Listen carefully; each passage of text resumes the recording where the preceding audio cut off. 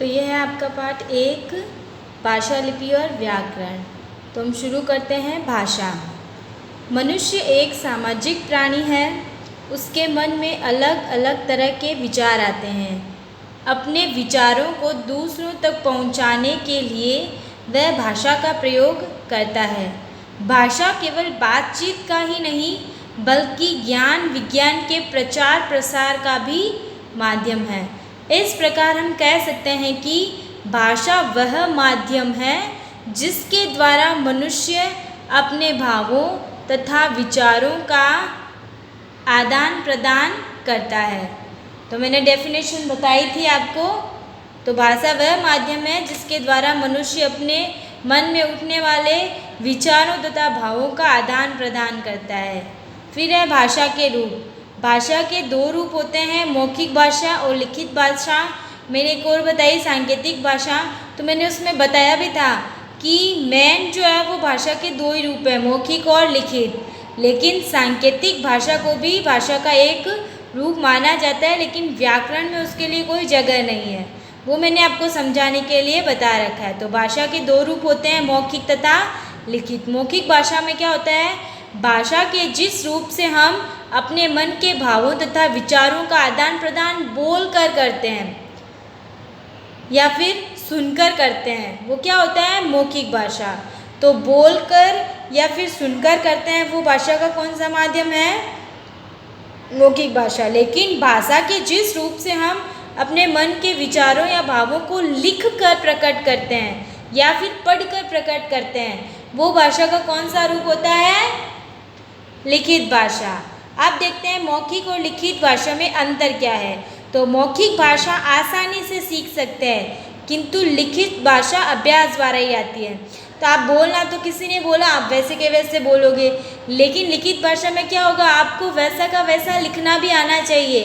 तो मौखिक भाषा तो आसान हो गई, जबकि लिखित भाषा क्या होती है, आप अभ्यास करोगे तब आपको आती है।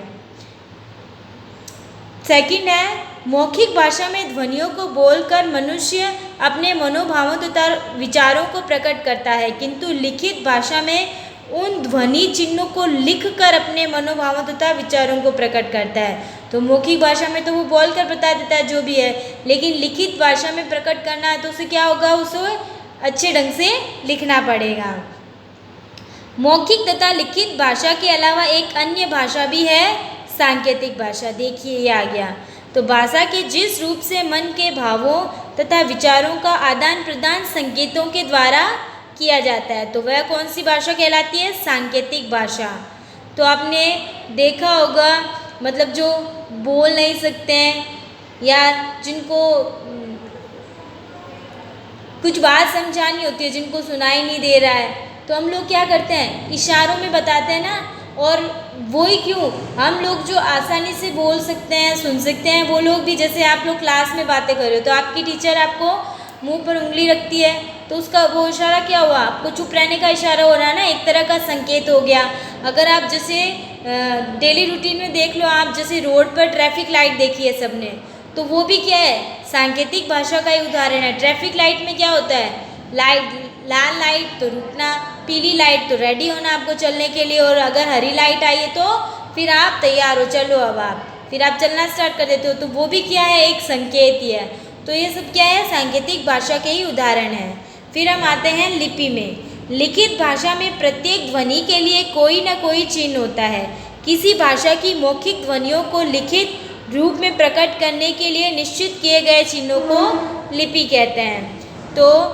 तो मौखिक ध्वनियाँ होती है, उनको लिखित रूप में प्रकट करने के लिए कुछ चिन्ह निश्चित होते हैं, तो उसी को क्या कहते हैं, उन चिन्हों को लिपि कहते हैं। और अलग अलग भाषा की अलग अलग लिपि होती है, जैसे पंजाबी की गुरुमुखी, अंग्रेजी की रोमन, हिंदी संस्कृत की देवनागरी, उर्दू की फारसी, जर्मन की रोमन, कोंकणी की देवनागरी, मराठी की देवनागरी, नेपाली की देवनागरी, वैसे ऐसे जैसे और देखो बंगाली की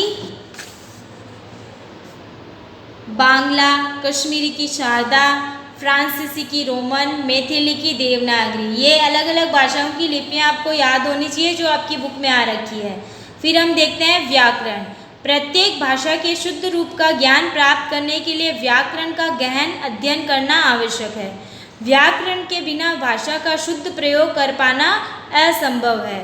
व्याकरण से ही किसी भाषा में स्थिरता, शुद्धता तथा मानकता आती है।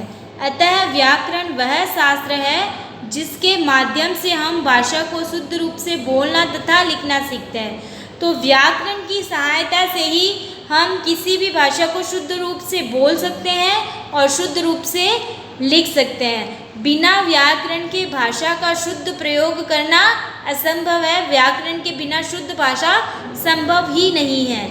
तो देखते हैं व्याकरण के 3 भाग। व्याकरण को भी 3 भागों में डिवाइड किया है, वर्ण विचार, शब्द विचार और वाक्य विचार। वर्ण विचार में वर्णों के आकार, उच्चारण और व्यवस्था के बारे में विचार किया जाता है। शब्द विचार में शब्दों की रचना और शब्दों के प्रकार के विषय में विचार विमर्श होता है। और वाक्य विचार के अंतर्गत वाक्यों के भेद, फिर वाक्य विश्लेषण और वाक्य में जो विराम चिन्हों का प्रयोग होता है उनका अध्ययन किया जाता है। तो यह आपका पार्ट 1 है, भाषा, लिपि और व्याकरण। तो ये मैंने आपको अच्छे से समझा दिया है। अब नेक्स्ट वीडियो में या नेक्स्ट डे हम इसके क्वेश्चन आंसर करेंगे, ठीक है। तो आज आपको वर्क में, हिंदी सेकंड के वर्क में आपको क्या करना है, जितनी भी आपको भाषाएं और लिपि दे रखी है ये सारी आपको अपनी नोटबुक में करनी है। यही आपका आज का वर्क है।